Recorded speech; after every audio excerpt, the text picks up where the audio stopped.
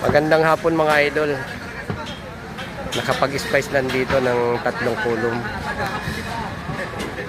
Ayan yung bandirador ay natataas pa oh. Nag-a-align pa ng mga bakal. Nga pala ang ginamit na bakal dyan, yung naka-vertical na yan, 28 mm. At yung haba naman niya 9 meters. Naka-splice siya sa dugtong niya 130. Galing dito sa may bandang ito. Ayan.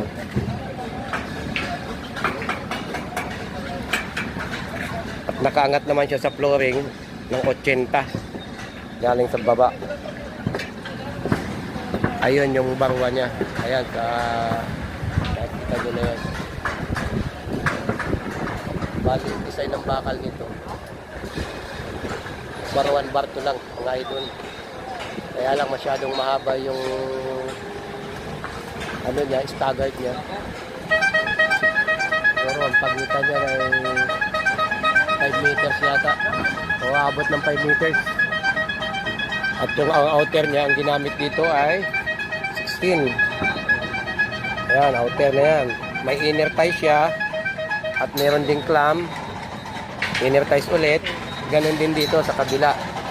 Inner ties din yan. Clamp. Inner ties. Kaya napakatibay ng kulong na to mga idol. Pakabuan lahat ng bakal na nakakabit dyan. Pag na-splice na yung bar to, 72 na piraso na 9 meters ang nakaano dyan, naka-splice. Pag naiangat na yung mga outer na yan, i-splice ulit ng isa pa na 9 meters ulit para makumpleto na yung bar 1, bar 2. At ganon din doon sa kabila mga idol. Lahat yan tagsi 72 na piraso. Yung bar 1 36 at yung bar 2 nya 36 din na piraso. Yung kabuuan nya 72 piraso. Guys, mga ka-construction, kung dumaan ito sa inyong mga wall, support sa aking YouTube channel Arya Vlog, pa-like at pa-subscribe, at ganoon din sa aking Facebook page Kabakal Vlog. Pa-follow naman mga idol.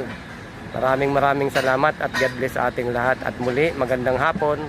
Pagpalain tayo nawa ng ating Poong May Kapal. Hanggang dito na lamang. Bye bye.